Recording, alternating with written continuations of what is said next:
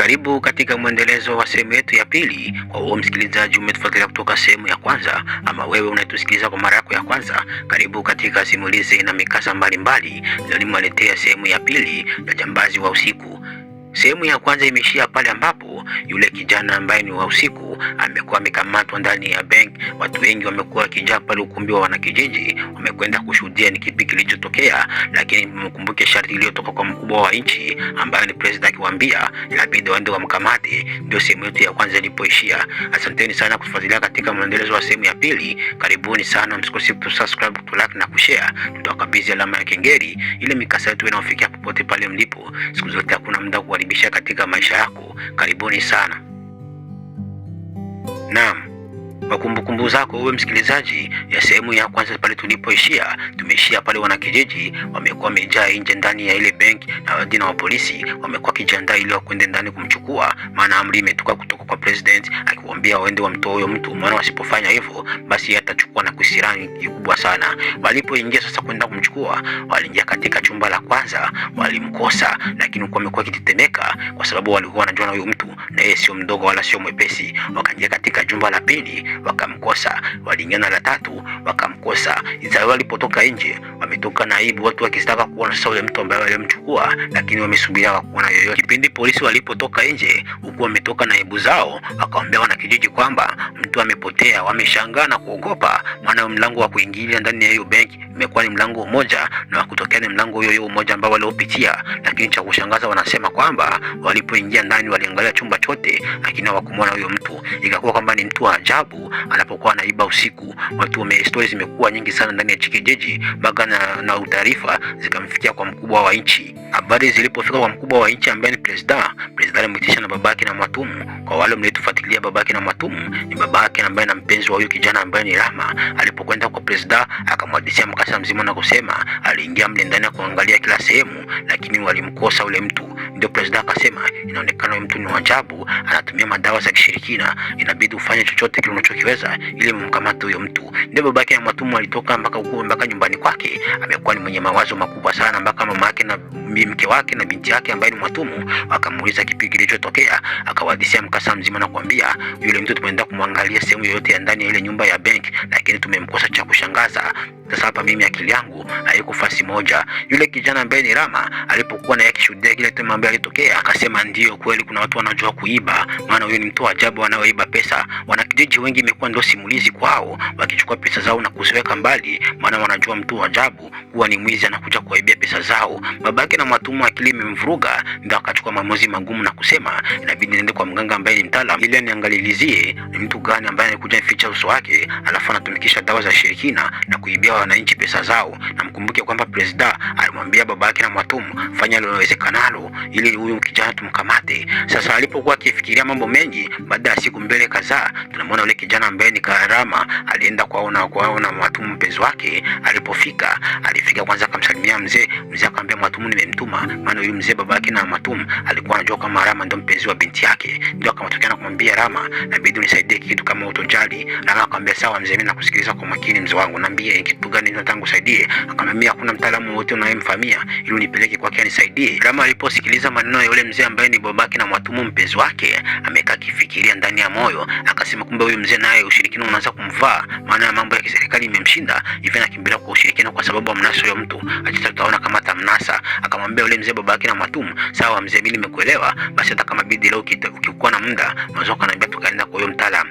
Huyo mzee babake na Mwatumu alimwambia usiwe na shida kijana, sasa hivi twende. Wamevaa na kwenda kwa huyo mtaalamu. Walipofika kwa huyo mtaalamu, hiyo siku alikutana na mtaalamu wa kukua, aliondoka akasema basi tutarudia kwa nyingine siku. Waliporudia nyumbani kwao, akamkuta Mwatumu asharudia, ndio yule mpenzi wake ambaye ni Rama. Akaongea na binti ya yule mzee ambaye ni Mwatumu. Walipomaliza kuongea na mpenzi wake Mwatumu, Rama amerudia nyumbani kwao. Siku zimeenda zikasonga mbele kama kawaida. Yule mtu wa ajabu ambaye kwa kificha uso wake amekuwa akiiba pesa sana huku na kule, watu wakiogopa, mpaka president akataka kuchukua sana maamuzi mabaya sana kwa babake na Mwatumu. Akamwambia babake na Mwatumu, usipofanya na kupasha sharti la ombi la mwisho, usipofanya kumbana huyo mtu basi na kufukuza kazi. Babake na Mwatumu aliogopa sana, akampigia yule kijana ambaye ni Rama mkuu yake, akamwambia Rama, inabidi turudie nafasi kwa mtaalamu, maana mambo yashakuwa vibaya sana, naomba unisaidie kijana. Rama akamwambia basi mzee, usijali, kwa kesho tutaongozana twende kwa huyo mwenye ni mtaalamu, tamkuelekeza. Ilipofika majira usiku, ndio nakuja kushangaa msikilizaji, na kuhadithia kutoka sehemu ya kwanza mpaka sehemu yetu ya pili, na kuja kupona yule kijana ambaye ni Rama. Katika hayo majira ya usiku amechukua ndoo fulani, akaijaza maji, akachukua na dawa ya miti, akaitilia ndani, akaanza kuinenea maneno fulani ya ushirikina. Alipomaliza ameenda kuoga. Alikipenda alipomaliza kuoga amechukua magloves, na alipomaliza magloves ni magamba ambayo unayevaa mikononi mwako kama jinsi mnavyoona ndani ya hiyo picha yetu hapo. Magloves yako na mifupa ya mwanadamu, akaivaa ndani ya mikononi mwake. Akachukua na ngozi ambayo sijui ni ya sato, akaitia ndani ya karifati yake, akaifanya kama mkanda ambao unamfunga kiuno. Akachukua na ambaye na nguo nyeusi, akasitia ndani ya mwili wake, kisha akachukua na ile maski ambayo ni nyeusi, akaivaa ndani ya uso wake. Kumbe mkasa wote imekuwa ni huyu kijana ambaye ni Rama. Huyu Rama labda kwa ni mtu ambaye utamjua kama ni yako anafanya mambo ya uchafu ya ushirikina, anakwenda kuaibia watu, hata watu watakuwa wamewazia ama wamjui kama ni huyu kijana kwa ndio amekuwa akifanya. Na mkumbuke yeye babake na Mwatumu mpenzi wake amekuwa akimwamini sana huyu kijana, kumwambia utanipeleka kwa mtaala. Alikuwa anajua kwamba huyu Rama atatokea kuwa mkwe wake, lakini angalia mambo Rama anayoyafanya, hauwezi kumwazia. Maana ndio alikuwa mtu wa kwanza kwenda kusema kwamba watu wanaiba pesa nyingi, kumbe ilikuwa ni yeye akishirikishwa na mambo ya ushirikina. Anachukua dawa zake na kuoga, kisha anaenda kuaibia watu. Sasa hapa tunamwona Rama alienda katika mjengo mmoja wa bibi mmoja, amekuwa na pesa sana maarufu. Alikuwa akisikilizika kwamba huyo bibi pesa zake zote amekuwa akiziweka ndani ya nyumba. Rama alipofika ndani ya hiyo bibi, amemwona hiyo bibi amekaa fasi sebuleni na amekaa kikula. Akamchukua silaha ambayo ni bunduki, akamwambia nipe hiyo pesa, usiponipa hiyo pesa basi mimi nitakuangamiza. Na huyo bibi amekuwa ni bibi ambaye anajua wanaume wote wa ndani huyu mtaa wa hichi kijiji, akawa akishawasikia sauti basi anajua kuwachukua kabisa. Lakini aliposikia sauti inayomuongelea akaifanisha na ile sauti ya Rama, lakini alipuuzia, akachukua pesa akazinkabidhi Rama, na akaondoka huku, akaacha kitu ambacho ni pete alikuwa akivaa siku zote. Kipindi Rama alipoondoka, yule bibi amechukua simu akapigia polisi. Polisi waliposikia kwamba wengine bibi anaibiwa, basi wamekuwa haraka sana kufika pale. Na yule babake na Mwatumu amekuwa kwanza ndio chef, kwa sababu mkumbuke babake na Mwatumu yeye ndio amekuwa kiongozi ambaye president alimpatia mission yote kwa kwenda kumtafuta huyo mtu. Alipofika alimkutana yule bibi akilia huko akitoa machozi na akimbembeleza, kisha akamwambia bibi ile kaje mpaka wakuja kuibia. Yule bibi akasema hiyo sauti nimesikia, endapo nitaposikia vijana wote wa ndani hichi kijiji nitajua ni nani. Na ameacha pete hapa kwa ndani, ameacha pete hapo huyo kijana. Sasa sijui pete na mambo ya ushirikina ama pete ni nini. Ndio yule mzee ambaye babake na huyu Mwatumu amechukua ile pete, akasema hapa jambo la kwanza nalikamata. Sasa hapa nitakwenda kumnasa huyo mtu ambaye siku zote amekuwa akiwaibia watu, anajificha uso wake. Mzee alipofika nyumbani kwake amekaa akifikiria mambo mengi, huku binti yake na mama yake ambaye na huyu Mwatumu walipofika kutana baba wao wenye mawazo. Mama yake na Mwatumu walipoona mume wake huko kwenye mawazo, akamwambia mume wangu inabidi ukule basi, afu kesho utaendelea mambo yako. Babake na Mwatumu alifurahi sana kwa sababu alipata kigezo cha kwanza cha kumnasa yule mtu wa ajabu ambaye kwa kivalia siku zote uso wake na uficha, kumbe alikuwa ajui kwamba ni mkwe yake ambaye ndio huyu Rama. Sasa mzee alipomaliza kukula akachukua ile pete akaitia pale kumeza. Kipindi yule binti ambaye ni Mwatumu ilikuwa anatoa masahani ya babake aliyokulia, akaiona ile pete, akashangaa, akamwambia babake, hii pete unaijua, umeitoa wapi? Babake akashangaa, akamwambia bibi, pete ni yangu, ni hiyo ambayo nimeokota katika upelelezi wangu.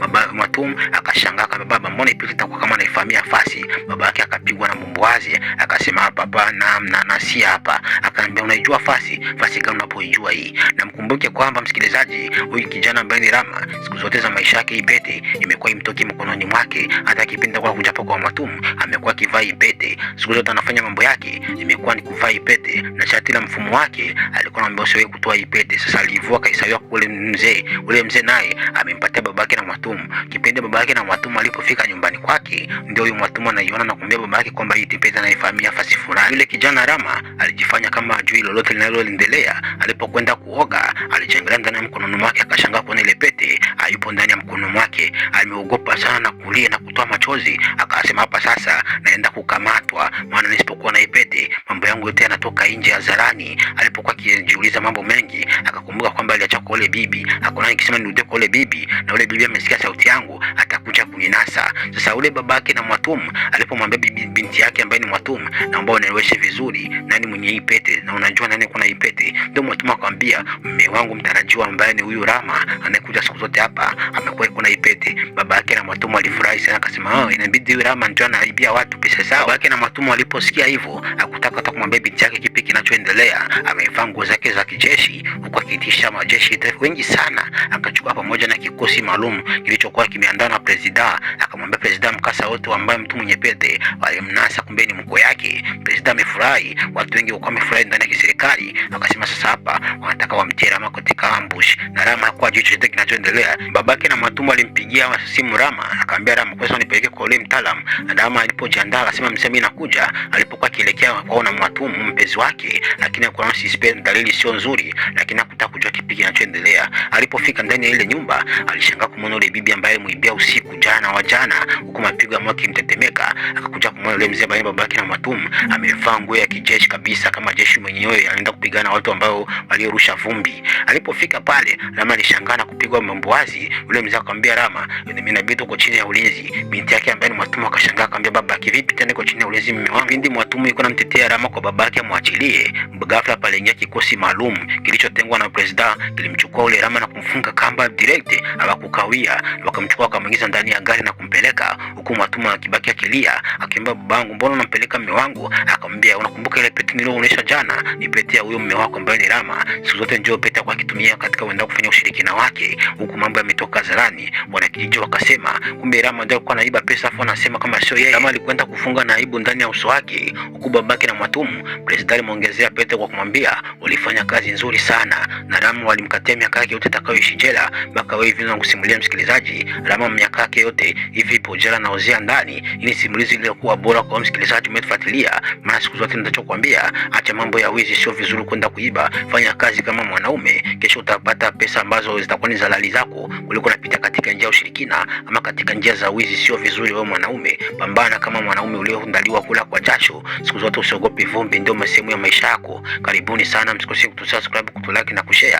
Tutawakabidhi alama yetu ya kengele ili mikasa yetu inawafikia popote pale mlipo. Siku zote hatuna muda wa kuhadisia kwa kupoteza, sisi tunakuhadisia, tunaenda haraka sana na muda wako unaotaka. Asanteni sana.